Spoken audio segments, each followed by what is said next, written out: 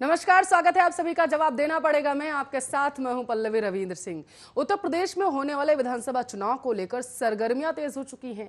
AIMIM chief Asaduddin Owaisi ने देश के सबसे बड़े जनसंख्या वाले राज्य में चुनाव लड़ने का ऐलान कर दिया, तो वहीं दूसरी तरफ अब ओवैसी के इस कदम से बीजेपी और सपा की मुश्किलें बढ़ती नजर आ रही हैं, क्योंकि 3 तलाक और जनसंख्या नियंत्रण जैसे मुद्दों को लेकर जहां बीजेपी चुनावी मैदान में उतरने वाली थी और यूपी की जनता को लुभाने वाली थी, तो वहीं दूसरी तरफ ओवैसी की पार्टी के आने से अब सपा की भी मुश्किलें बढ़ने वाली हैं, क्योंकि सपा को डर है कि उसका कोर वोट बैंक उससे खिसक न जाए।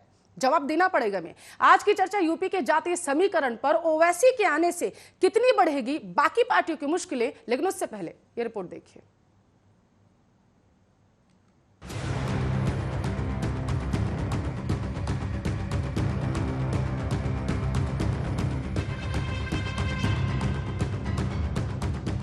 असदुद्दीन ओवैसी के लिए उत्तर प्रदेश बंगाल बनेगा या बिहार, ऐसा हम इसलिए कह रहे हैं क्योंकि बिहार और बंगाल के बाद एक बार फिर से असदुद्दीन की पार्टी ने उत्तर प्रदेश में चुनाव लड़ने का ऐलान कर दिया और सीधा मुस्लिम वोट बैंक में सेंधमारी करने की यहाँ पर कोशिश की गई। लेकिन इस बार वे बंगाल वाली गलती दोहराने के मूड में नहीं है। लखनऊ पहुंचते ही ओवैसी ने अपने राजनीतिक फॉर्मूले का ऐलान कर दिया। उन्होंने कहा कि इस बार यूपी में एमवाई फैक्टर नहीं चलेगा। ये वही फैक्टर है जिसकी बदौलत पहले मुलायम सिंह और फिर उनके बेटे अखिलेश यादव राज्य के मुख्यमंत्री बने थे। आपको बता दें कि एमवाई मतलब मुस्लिम यादव से है। दोनों को जोड़कर करीब 30% वोट बैंक बनता है। समाजवादी पार्टी की यही ताकत रही है। समाजवादी पार्टी के ही मुसलमानों को पहली पसंद माना जाता है। ऑल इंडिया मजलिस इत्तेहादुल मुस्लिमीन के चीफ असदुद्दीन ओवैसी इसी पसंद को बदलकर खुद सबसे पसंदीदा बनना चाहते हैं। समाजवादी पार्टी की साइकिल पंक्चर किए बिना ओवैसी की पतंग उड़ान नहीं भर सकती। असदुद्दीन ओवैसी इस बार यूपी के मुसलमानों का टेस्ट बदलना चाहते हैं। वे उस कहावत को भी बदलना चाहते हैं कि बीजेपी को हराने वालों को मुसलमान वोट करते हैं। ओवैसी का मैसेज है कि मुसलमान इस बार के चुनाव में अपनों को वोट करें। अपनों से मतलब एआईएमआईएम से है। पिछले विधानसभा चुनाव में उनका फॉर्मूला नहीं चला था, वे बस कागजी शेर साबित हुए थे। पार्टी ने 38 सीटों पर उम्मीदवार उतारे थे, 37 पर जमानत भी नहीं बची थी। कुल 2 लाख वोट मिले थे, लेकिन तब से लेकर अब तक गंगा में पानी बहुत बह चुका है। इस बार ओवैसी कम से कम 100 सीटों पर चुनाव लड़ने का दम भर रहे हैं। असदुद्दीन ओवैसी ने पूर्वी यूपी के बहराइच में एआईएमआईएम के पार्टी कार्यालय का उद्घाटन किया। वे वहां गाजी सालार मसूद की दरगाह पर भी गए थे। यहां उन्होंने लोगों को संबोधित करते हुए कहा, इस बार एमवाई नहीं बल्कि A to Z समीकरण चलेगा। ओवैसी इस बार अखिलेश का गेम बिगाड़ कर अपना खेल बनाने की कोशिश कर रहे हैं, लेकिन उन पर बीजेपी की बी टीम होने का आरोप भी लगातार लगता रहता है। उन्होंने कहा है कि बिहार में 20 सीटों पर लड़कर 5 सीटों पर जीते, जबकि बाकी 15 में से 9 सीटों पर महागठबंधन की जीत हुई थी। आपकी जानकारी के लिए आपको बताते चले कि यूपी में 20% मुस्लिम वोट के लिए समाजवादी पार्टी बीएसपी से लेकर कांग्रेस तक दावेदार है। हालांकि इस बार जो मंत्रिमंडल का विस्तार हुआ उसे भी जातीय समीकरण से ही जोड़कर देखा जा रहा है। मोदी सरकार 2 के पहले मंत्रिमंडल विस्तार की अटकलों के साथ थी। आगामी विधानसभा चुनाव को देखते हुए उत्तर प्रदेश को खास तवज्जो दी जा सकती है। उसी पर अमल करते हुए पार्टी आगे बढ़ती देखी जा सकती है। मोदी के मंत्रिमंडल में अब तक यूपी से खुद मोदी सहित पिछड़े वर्ग के 4, 2 ठाकुर, 1 ब्राह्मण, 1 सिख, 1 पारसी शामिल है।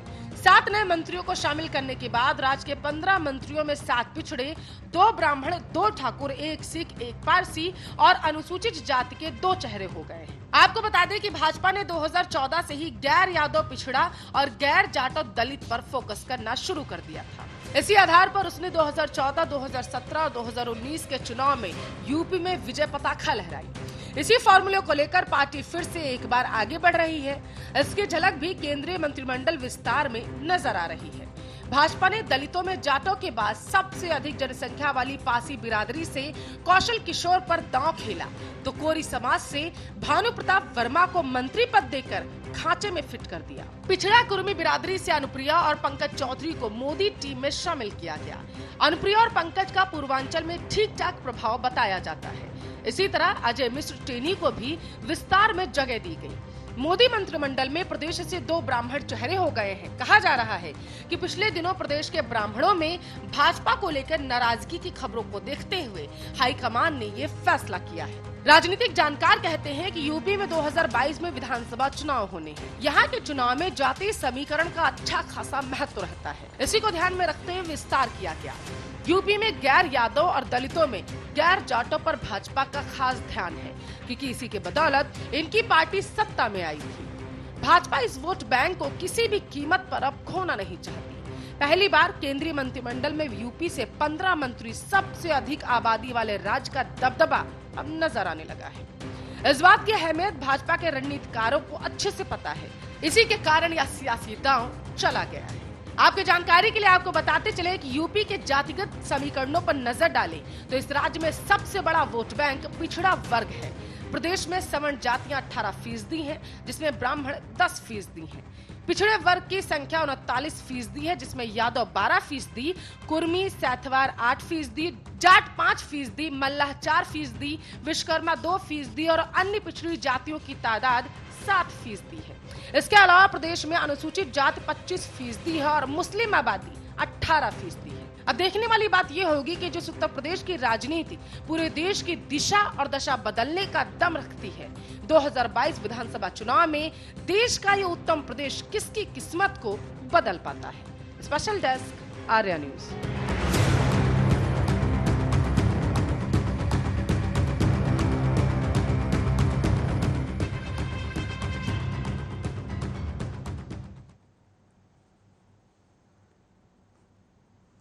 तो उत्तर प्रदेश का रण क्षेत्र बिल्कुल तैयार हो चुका है और 8 महीने बाद सभी राजनीतिक पार्टियां भी इस रण क्षेत्र को जीतने के लिए पूरी तरीके से तैयार दिख रही हैं और उसकी तैयारियां अभी से शुरू हो चुकी हैं। जवाब देना पड़ेगा, मैं आज की चर्चा इस मुद्दे पर कर रहे हैं, लेकिन उससे पहले आर्या न्यूज के सवाल आप देख लीजिए। जवाब देना पड़ेगा मैं आज हम पूछ रहे हैं कि यूपी में फिर से क्या जातीय समीकरण चलने वाला है, क्योंकि जिस तरीके से कैबिनेट का विस्तार हुआ और उसके बाद जातिगत समीकरणों पर जोर दिया गया, तो महत्वपूर्ण सवाल यह भी कि ओवैसी के आने से क्या अब सपा की जमीन खिसक जाएगी, क्योंकि जो कोर वोट बैंक माना जाता है उसको सीधे सेंध मारने की कोशिश यहां पर ओवैसी की पार्टी की तरफ से की गई है। 18% मुस्लिम वोट बैंक है। अब ये किसके पाले में जाएगा, इसी पर चर्चा आज हम कर रहे हैं। एमवाई समीकरण का जादू क्या फिर से उत्तर प्रदेश में चलने वाला है? आपकी जानकारी के लिए आपको बताते चले कि 2022 में उत्तर प्रदेश में चुनाव होने हैं, यानी कि मात्र कुछ ही महीने बचे हैं उत्तर प्रदेश के चुनाव में, और उससे ठीक पहले सभी सियासी पार्टियां बिल्कुल पूरी तरीके से तैयार हो चुकी हैं चुनावी रण क्षेत्र को जीतने के लिए। तो महत्वपूर्ण सवाल यह है कि आपको बताते चले पिछले विधानसभा चुनाव में ओवैसी की पार्टी ने 38 सीटों पर चुनाव लड़ा था। हालांकि 37 सीटों पर तो जमानत भी जब्त हो गई थी ओवैसी की पार्टी की, लेकिन अब 100 सीटों पर चुनाव लड़ने का दम भर लिया है एआईएमआईएम ने। तो अब देखने वाली बात यह होगी कि एमवाई समीकरण जिसको पूरी तरीके से हटाने की बात कही गई है असदुद्दीन ओवैसी के द्वारा, तो ये साकार हो पाता है उनका सपना यही नहीं, क्योंकि आपको बताते चले उत्तर प्रदेश की राजनीति ऐसी रही है और उत्तर प्रदेश की छवि हमेशा ऐसी रही है कि जातीय समीकरण हमेशा से उत्तर प्रदेश की राजनीति में हावी रहे हैं। तो देखने वाली बात यह होगी कि आज जो हम सवाल पूछ रहे हैं 18% मुस्लिम वोट बैंक आखिर किसके पाले में जाएंगे, देखने वाली बात यह होगी कि 8 महीने बाद जो चुनाव होने वाले हैं ये वोट बैंक आखिर किसके पाले में जाता है। और इसके साथ साथ जो उत्तर प्रदेश की राजनीति कहती है, जातीय समीकरण जिस तरीके से देखा जाता है, कैबिनेट का विस्तार हुआ और आपको बताते चले हर एक पाले को यहां पर बीजेपी के द्वारा साधने की कोशिश भी की गई है। तो आपको बताते चले यूपी चुनाव ओवैसी की तरह से लड़ने का ऐलान तो कर दिया गया है, लेकिन महत्वपूर्ण सवाल ये कि जो आज हम जवाब देना पड़ेगा मैं पूछ रहे हैं कि क्या जातीय समीकरण जिसको हटाने की कोशिश यहां पर ओवैसी के द्वारा की गई, ओवैसी ने कहा कि एमवाई समीकरण पर यह चुनाव नहीं लड़ा जाएगा इस बार का, बल्कि A to Z के तहत उत्तर प्रदेश में हम चुनाव लड़ने के लिए उतरेंगे और जीतेंगे भी। और कहीं ना कहीं ओवैसी की तरफ से यह भी साफ कहा गया है कि वो बीजेपी की और उत्तर प्रदेश की वो छवि को भी तोड़ना चाहते हैं जिसमें कहा जाता है कि जो बीजेपी को हराना चाहते हैं वही सिर्फ अन्य पार्टियों को वोट देते हैं। तो आपको बताते चले उत्तर प्रदेश में ओवैसी के बयान के बाद सियासी सरगर्मियां तेज हो चुकी हैं, राजनीतिक गलियारों में हलचल तेज हो चुकी है। लगातार बयानबाजियों का दौर भी अब जारी है, जहां एक तरफ बीजेपी पूरी तरीके से अपना इतिहास दोहराना चाहती है, जिस तरीके से पिछले विधानसभा चुनाव में भारी बहुमत के साथ जीतकर योगी आदित्यनाथ की सरकार बनी थी।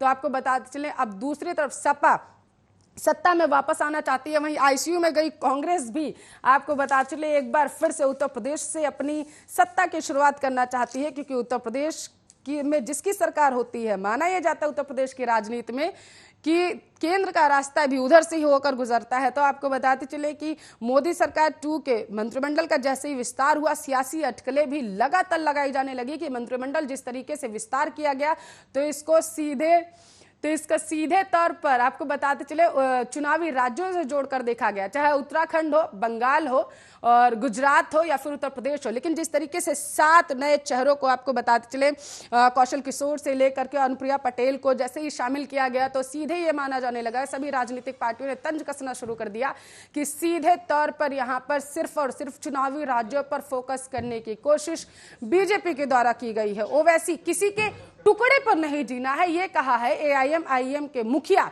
असदुद्दीन ओवैसी ने। आपको असदुद्दीन ओवैसी का मैं बयान बता देती हूँ। उन्होंने कहा कि सैकड़ों की जब संख्या में वहां पर कार्यकर्ता जब मौजूद थे, तो अपने पार्टी के कार्यकर्ताओं को संबोधित करते हुए असदुद्दीन ओवैसी ने कहा कि हमें अपनी हिस्सेदारी लेनी होगी और हमें विधानसभा चुनाव जीतना होगा, किसी के टुकड़े पर नहीं जीना है और हमें किसी के सर्कस का नमूना भी नहीं बनना है। और आपको बताते चले इसी बयान के बाद जैसे ही सुभाषवा के राजभर से उनकी मुलाकात थी और उसके बाद सियासी अटकलें लगना शुरू हो चुकी हैं। लगातार सभी पार्टियां एक दूसरे पर तंज कसने की कोशिश कर रही है। इस मुद्दे पर ज्यादा चर्चा करने के लिए आर.के. मिश्रा, बीजेपी के प्रवक्ता अरविंद कठेरिया, सपा के नेता हैं एस.एन. सिंह हैं, वरिष्ठ पत्रकार हैं, और इसके साथ साथ एआईएम के प्रवक्ता है मोहम्मद आरिफ हमारे साथ लाइव जुड़ चुके हैं। आप सभी मेहमानों का स्वागत है आर्या न्यूज पर।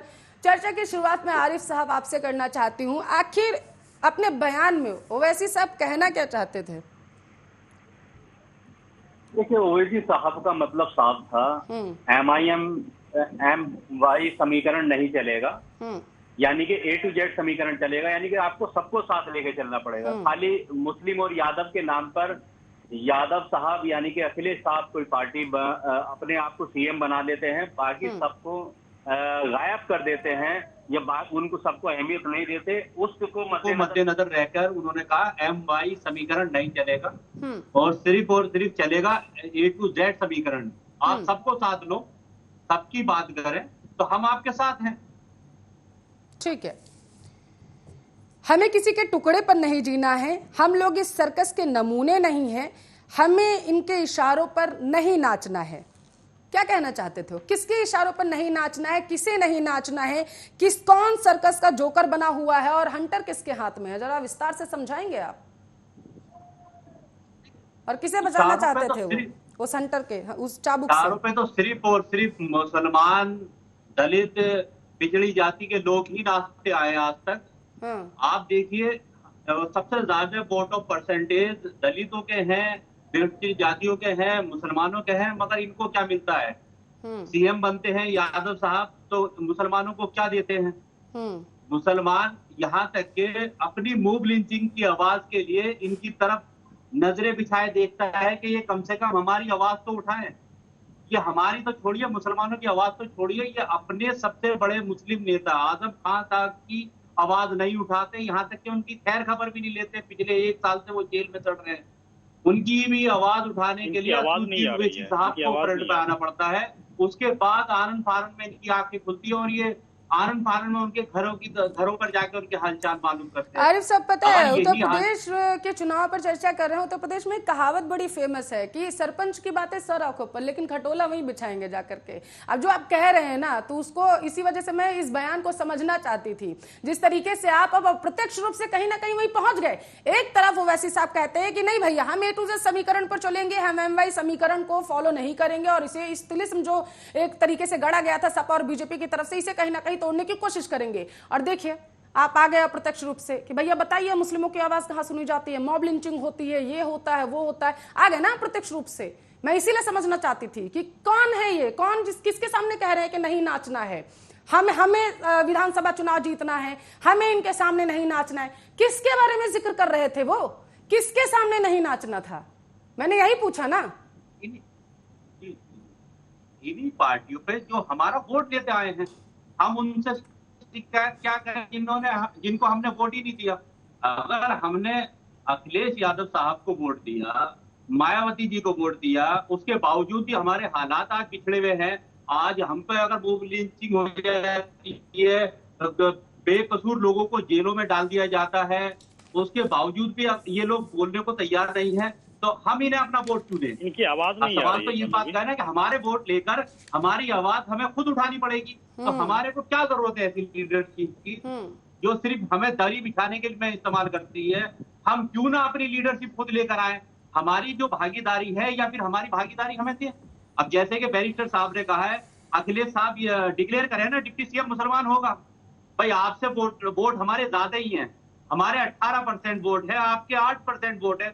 अगर हमारे वोट आपसे ज्यादा है तो आप डिक्लेयर करें, डिप्टी सीएम डिक्लेयर करें। आप अपना ही कोई नुमाइंदा मुसलमान कोई डिक्लेयर कर देना। हम कब कह रहे हैं चलिए कचौरिया साहब जवाब दीजिए, उनका वोट बैंक ज्यादा 18% वोट बैंक है जो कभी आपका कोर वोट बैंक हुआ करता था। डर लग रहा है चला जाएगा, जमीन खिसक सकती है। पल्लवी जी बहुत बहुत धन्यवाद आपके चैनल पर। देखिए आरिफ जी जो कह रहे हैं कि एमवाई समीकरण नहीं चलेगा, बिल्कुल समीकरण नहीं चलना चाहिए। समाजवादी पार्टी की नीतियां साफ हैं। समाजवादी पार्टी चाहे वो हिंदू हो या किसी समुदाय का हो, चाहे मुस्लिम वर्ग हो, सभी लोगों को समान निगाह से देखती है। इस समय जो हालात हैं, चाहे आप जिला पंचायत के चुनाव ले लो, चाहे कल का देख लो आप ब्लॉक प्रमुखी के चुनाव, जिस तरह से उत्तर प्रदेश में अत्याचार हो रहा है, महिलाओं को घसीट घसीट कर मारा जा रहा है। यहाँ उत्तर प्रदेश की जनता इतनी परेशान हो चुकी है, इतनी मतलब ये समझ लीजिए इतने बदतर हालात हो चुके हैं कि अब भारतीय जनता पार्टी के चंगुल से छुटकारा चाहती है। ऐसी परिस्थितियों में हमारे उत्तर प्रदेश का विशेष रूप से मुस्लिम समुदाय ये इतना पढ़ा लिखा और समझदार हो चुका है कि ओवैसी साहब की नीतियों को समझ गए हैं कि जो इन्होंने अपने बिहार में चाल चली कि मुस्लिम वोट काट के और इन्होंने जेडीयू को और प्लस कुछ भारतीय जनता पार्टी के लोगों को जितवाने का काम किया, वो उत्तर प्रदेश में बिल्कुल नहीं चलने वाला है। उत्तर प्रदेश में मुस्लिम समुदाय एक व्यक्ति यहाँ जानता है कि ओवैसी साहब मतलब मुस्लिम वोट काटने के इरादे से यहाँ पर आए हैं, ये उनका कोई पक्ष नहीं रख पाएंगे और ये इनसाइड वे में भारतीय जनता पार्टी की मदद करने को तैयार है। कहीं ना कहीं मानते हैं कि जी बिल्कुल यहाँ का मुस्लिम समुदाय पूरी तरह से सजग है। बिल्कुल आपका वोट बैंक खिसक सकता है। बिल्कुल नहीं, बिल्कुल नहीं। आपने तो कहा है अभी कि वो वोट बैंक काटने आए हैं। अरे ये ठीक है, वो कह रहे हैं, उनका चैनल आपने बैठे कहा, उन्होंने नहीं कहा। नहीं बिल्कुल नहीं, हमारा कोई वोट बैंक नहीं कटेगा। हमारा यहाँ मुस्लिम समुदाय बिल्कुल सजग है, सब जानता है कि ये मतलब जो है इसलिए आए, इनका इरादा ये है। बी टीम है इनकी, भारतीय जनता पार्टी की लोग बी टीम है। चलिए आरती मिश्रा जी जवाब दीजिए भैया। देखिए बिहार में भी जब गए थे 5 सीट चुनाव लड़ने के लिए जब वहां पे, और जैसे ही जीते तो उसके बाद तुरंत हुआ कि देखिए ये बीजेपी की बी टीम है, इन्होंने बीजेपी को जितवाया जाकर के। आप पश्चिम बंगाल में भले ही नहीं जीते लेकिन बी टीम तो बोला जाता है ना। बिल्कुल पूरा मीडिया वर्ग इनको इस नाम से जानती है कि और उत्तर प्रदेश में और कई सारी पार्टी और बन रही है। ठीक है जवाब आरके मिश्रा जी। देखिए ऐसा है, चाहे यूपी का चुनाव हो चाहे बिहार का चुनाव हो, और यहाँ पर दोनों जगह एक चीज तो मानना पड़ेगा, जो कि जातिगत समीकरण चलता है, इसमें कोई दो मत नहीं है। इसको कोई नहीं काट सकता है। यहाँ पर जो पैनल में बैठे हुए हैं, मैं उनको भी कह रहा हूँ, जो कि ये सब समझते हैं जो जातिगत समीकरण चलता है। पश्चिम बंगाल की बात है, वहां पर बंगाली नॉन बंगाली, तो कुछ ऐसे फैक्टर और ये कुछ ऐसे राज्य होते हैं जहां पर इस तरह के भी फैक्टर काम करते हैं, जो वहां के निवासी और बाहर के, इस तरह का चलता है। अब आते हैं हम यूपी के चुनाव में। देखिए कुछ ऐसी पार्टियां हैं जो उन्होंने ठेका लेकर के रखा हुआ है, कॉन्ट्रैक्ट लेकर के रखा हुआ है।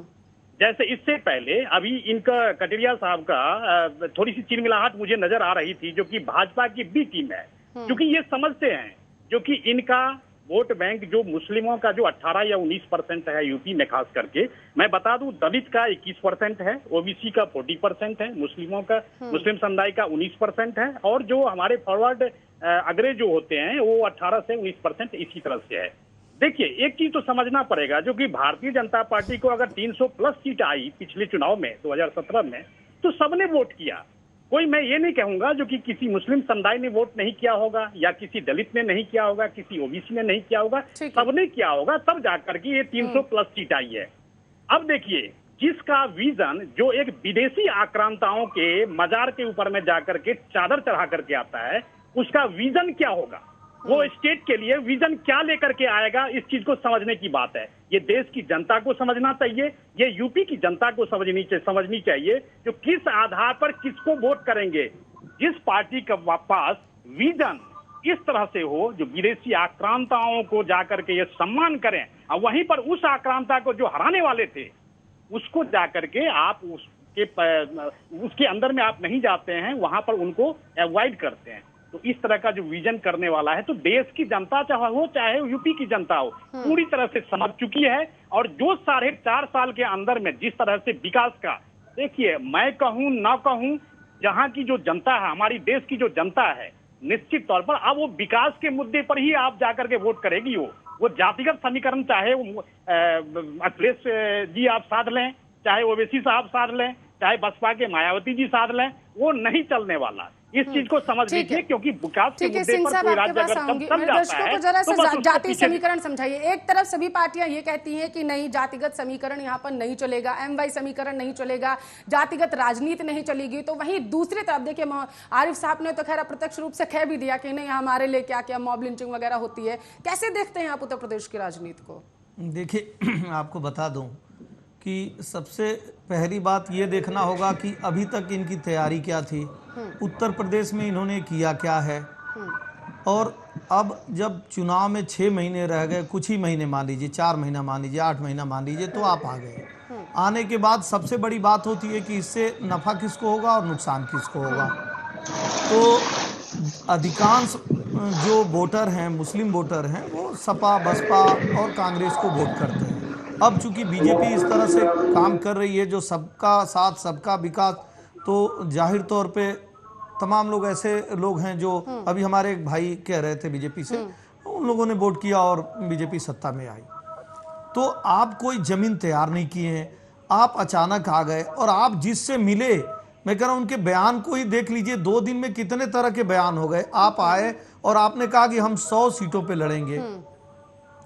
आपके एक सहयोगी कह रहे हैं कि अभी हम लोगों में सीट का बंटवारा ही नहीं हुआ है।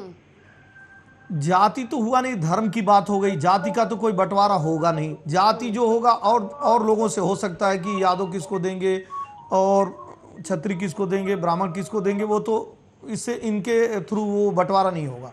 इनके थ्रू जो बंटवारा होगा वो धर्म का बंटवारा होगा। तो धर्म का जो बंटवारा होगा, अधिकांश मुस्लिम जो सपा को वोट देते हैं, तो ये जाहिर है कि अगर उसमें कोई बंटवारा होता है तो सपा को नुकसान होगा।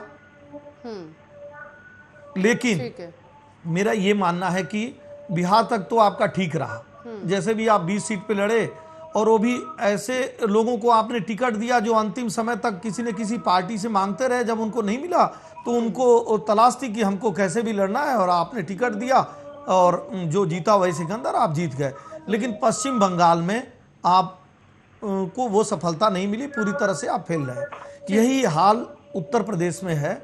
उत्तर प्रदेश में जो भी वोटर हैं वो बड़े समझदार हैं, वो देखेंगे, समझेंगे, वो जानेंगे, जिस पक्ष में भी उनको जाना है, अगर वो जानेंगे कि ये केवल वोट कटवा है, हमारा वोट कट जाएगा, इससे कोई भी काम हम इसलिए करेंगे ना कि उसका कोई फायदा हो हमारे धर्म को, हमारे जाति को, हमारे लोगों को।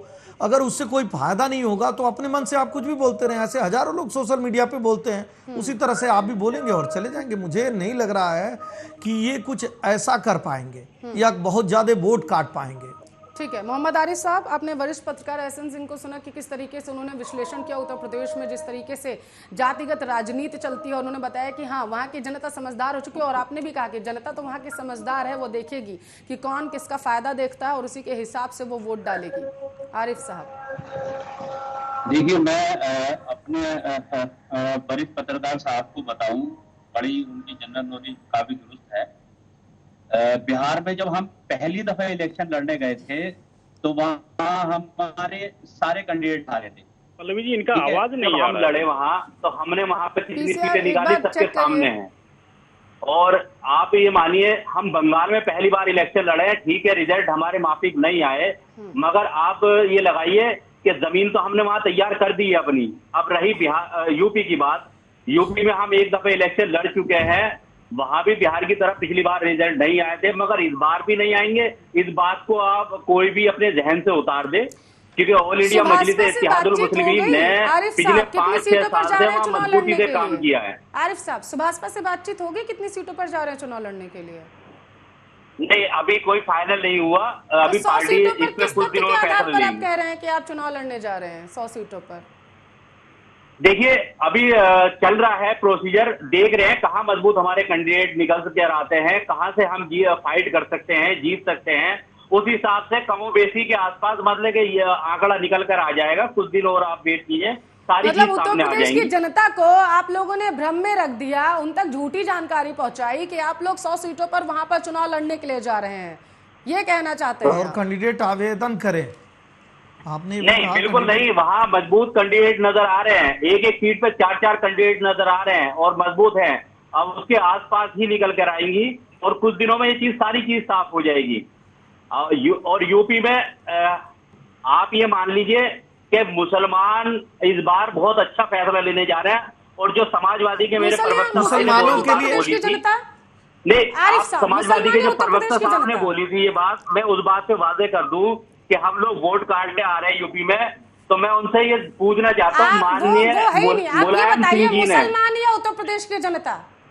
नहीं, मैं पहले उनका जवाब देता हूँ, मैं आपका जवाब भी दे दूंगा।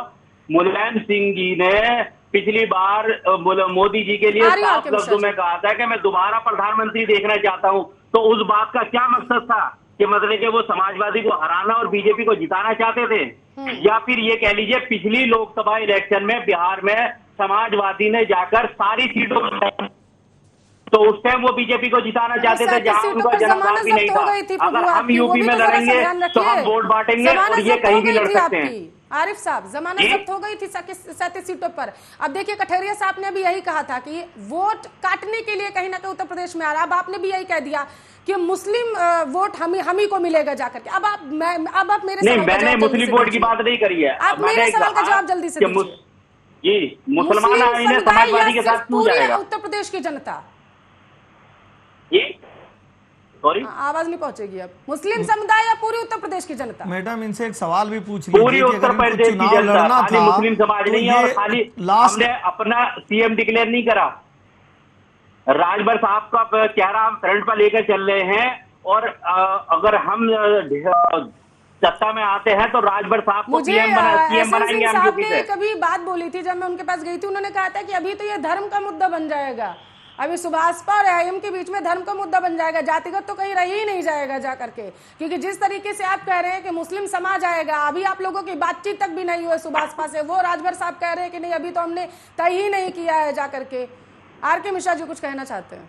बिल्कुल है। देखिए, आरिफ साहब ये कह रहे हैं, देखिए कोई भी चुनाव जीतने के लिए सबसे पहले संगठन की आवश्यकता होती है, कार्यकर्ता की आवश्यकता होती है, उसके इंफ्रास्ट्रक्चर के। देखिए, पार्टी के जब तक इंफ्रास्ट्रक्चर आपके डेवलप नहीं होंगे तब तक आप ये कहेंगे जो कि मैं वहां पर अपना सरकार बना लूंगा, अपनी सत्ता बना लूंगा। अरे ऐसे थोड़ी ही होता है। जब ओवैसी साहब के केवल बयान के ऊपर में ही वहां पर सत्ता हासिल हो जाएगी क्या? क्या आपने 19% जो मुस्लिम समुदाय के लोग हैं, क्या उसका ठेका लेके रखा हुआ है आपने? ऐसे नहीं होता सत्ता हासिल आना। अगर ये चीज जो है ना, आप लोग अवसरवादी हैं और इस अवसरवादिता को आप बिल्कुल जितना नकार दें, जितनी जल्दी आप अपना जो भ्रम जो है उसको साइड कर दें, वो सबसे बेहतर होगा। इस तरह के स्टेटमेंट मिश्रा जी हिंदू वोटों का ठेका आपने ले रखा है क्या? यहाँ पे 400 से ऊपर विधानसभा हमने मुसलमान वोटों का ठेका ले रखा, तो आपने क्या हिंदू वोटों का ठेका ले रखा है? हिंदू वोट भी हमें बड़े पैमाने पर आ रहे हैं। जाते हैं विदेशी आक्रांताओं के मजार पर जाकर के आप चादर चढ़ाते हैं और राजा सुहेल देव को आप नकार देते हैं। जो गाजी को राजा सुहेल देव ने हराया था, इस तरह के आप फैक्टर जब आप वहां पर जाकर के इस तरह के व्यवहार आप करेंगे तो आप चाहते हैं कि क्या यूपी में जाकर के हम सत्ता हासिल कर लेंगे? इस तरह की भ्रम में आप न रहें, इस तरह का भ्रम न पालें। और जहां तक बात है, पहले जाकर के संगठन, पहले तेलंगाना जाकर के संभालिए। और हर जगह जो आप एंट्री करते हैं और कहते हैं जो कि नहीं मैं यहाँ पर भाजपा को मैं ये करने जा रहा हूँ, भाजपा को यहाँ पर ये करने जा रहा हूँ, और जो कोई भी यहाँ पर समाजवादी पार्टी के कटैया साहब जो भी हैं वो कहते हैं जो कि भाजपा की बी टीम है, मैं उनको कहना चाहता हूँ ये आप लोगों की तिलमिलाहट है। जो कि आप लोग जो यहाँ पर ठेका लेकर के बैठे थे 19% मुस्लिम समुदाय का, वो आप लोगों के हाथ से खिसकने वाला है, इसलिए ये तिलमिलाहट है। मिश्रा जी माइनॉरिटी के हिसाब से मुसलमानों को 80 सीटें दे रहे हैं आप, ठीक है, 1 मिनट। एसएन सिंह साहब, आप डिक्लेयर कर रहे हैं ना, मुसलमानों को 80 सीटें दे रहे हैं आप। देखिए हमारी बात सुन लीजिए, उनके पास कितना इंफ्रास्ट्रक्चर है कि नहीं है, उनका कहीं ऑफिस है कि नहीं, इससे नहीं लेना है। मेरा ये कहना है कि आप मुसलमानों का भला क्या किए हैं ये गिना दीजिए। आप उत्तर प्रदेश में जिस किसी के लिए भी आए हैं उसके लिए क्या काम किए हैं इतने दिनों में, वो गिना दीजिए। तीसरी बात है कि आप जो है अभी तक आपका कुछ तय नहीं हुआ कि आप किसके साथ लड़ेंगे। अपने तरफ से आप 100 सीटें डिक्लेयर कर दिए, वो भी आप गिना दीजिए कि कहां से लड़ेंगे, और नहीं हुआ तो इस तरह से बातें क्यों कर रहे हैं।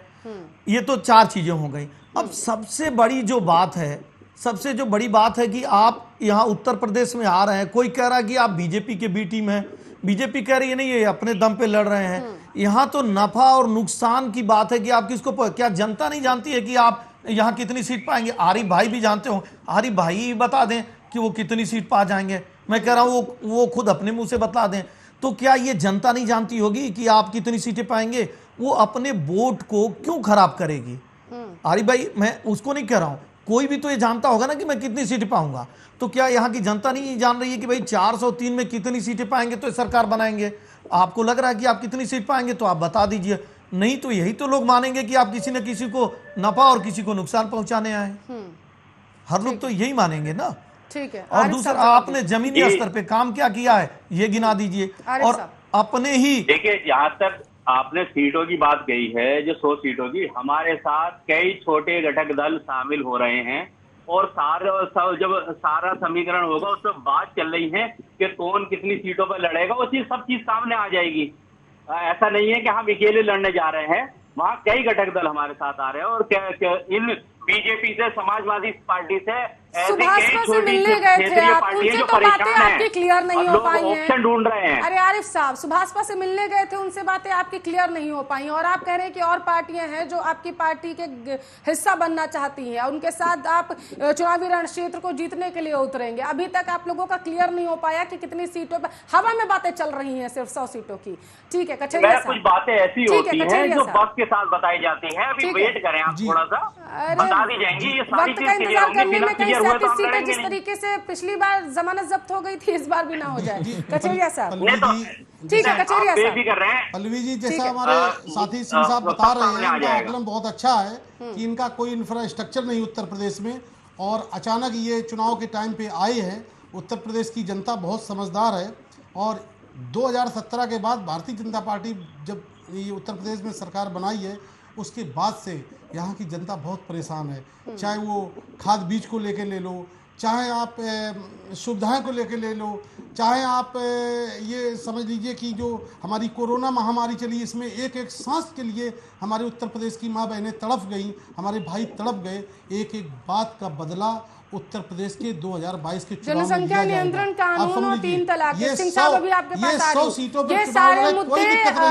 बीजेपी लेकर के आई है, ये सारे मुद्दे बीजेपी लेकर के आई। जनसंख्या नियंत्रण कानून, 3 तलाक, ये इन मुद्दों के साथ बीजेपी उतरने वाली है इस चुनावी रण क्षेत्र में। आपके क्या मुद्दे हैं उत्तर प्रदेश के? देखिए, हमारा मुद्दा ये है कि हमारे माननीय अखिलेश जी ने कह दिया है कि जो हमारी मूलभूत सुविधाएं हैं, जैसे वृद्धा पेंशन है, समाजवादी पेंशन योजना है, बिजली के लिए भी उन्होंने बोल दिया है, ठीक है ना, शिक्षा स्वास्थ्य के लिए काम, पिछली बार भी हमारी जब सरकार थी तब भी बहुत सारे हॉस्पिटल्स बनाए गए।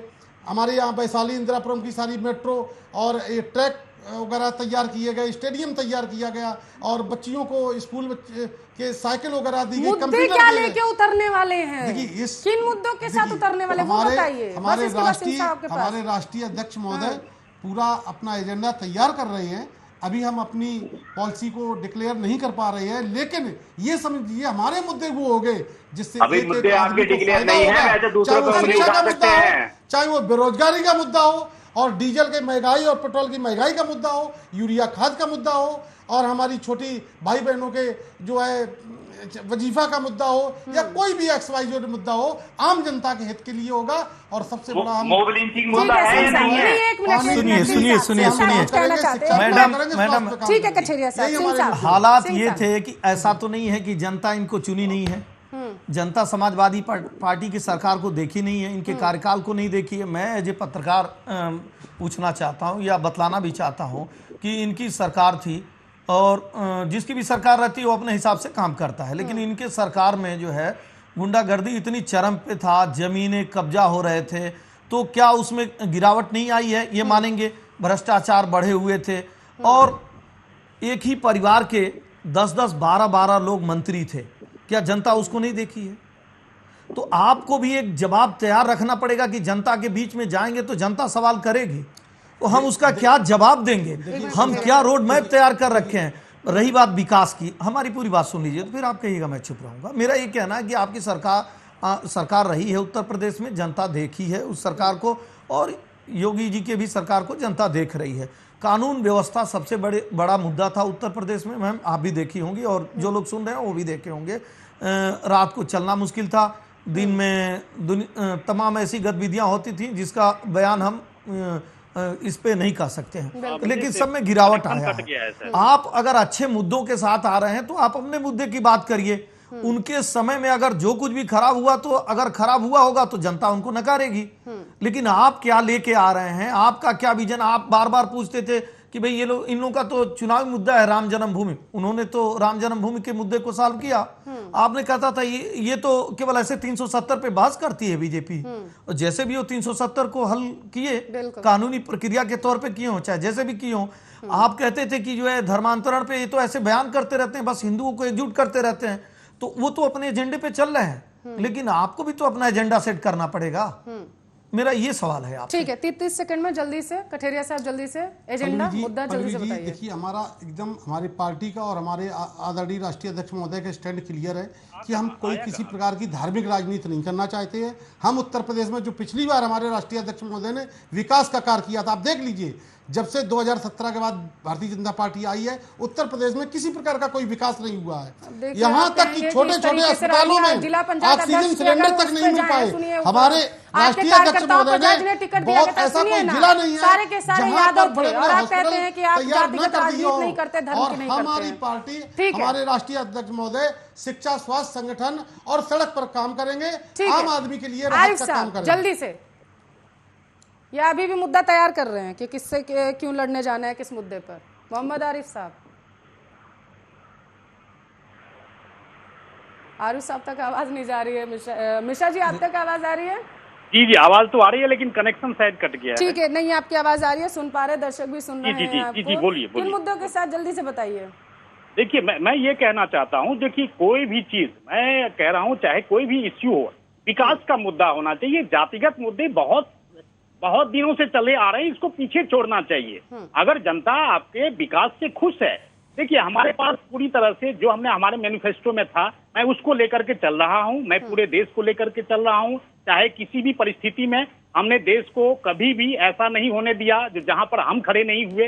निश्चित तौर पर विकास का मुद्दा होना चाहिए। और ये जातिगत समीकरण जिस तरह से एक आता है, पार्टी आती है और वो आकर के आपने कुछ किया नहीं, आपने देश के लिए, जनता के लिए कुछ किया नहीं, और आकर के आप सीधा एंट्री मारते हैं और कहते हैं 100 सीटों पर हम चुनाव लड़ेंगे, और फिर उसके बाद फिर आप उसके ऊपर से फिर आपका एजेंडा क्लियर हो गया। सिंह साहब, आखिरी सवाल मैं आपसे लेना चाहूंगी, जिस तरीके से कैबिनेट का विस्तार हुआ, सीधे तौर पर यह समझा जा सकता है कि जातिगत समीकरण को टारगेट करने की कोशिश यहाँ पर बीजेपी की तरफ से तो जरूर की गई, कितना फायदा मिलने वाला है?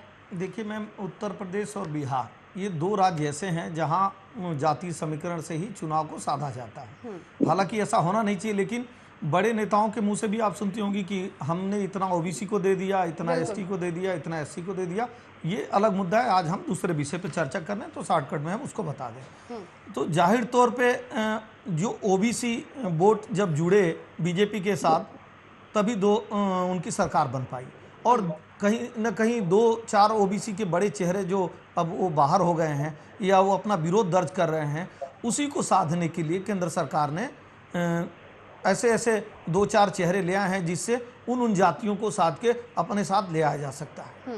तो ये तो आपका जो सवाल था कि क्या जाति समीकरण के हिसाब से ही इसमें दिया गया, तो सही है। सारे चैनल 2 दिन से यही बात कह रहे हैं और मैं भी यही बात कह रहा हूँ कि जाति समीकरण को इसलिए साधा गया है क्योंकि आने वाले समय में 2022 में उत्तर प्रदेश में चुनाव है और उसका भाजपा को फायदा मिलेगा। बिल्कुल बिल्कुल, बहुत बहुत शुक्रिया सभी मेहमानों का इस मुद्दे पर चर्चा करने के लिए।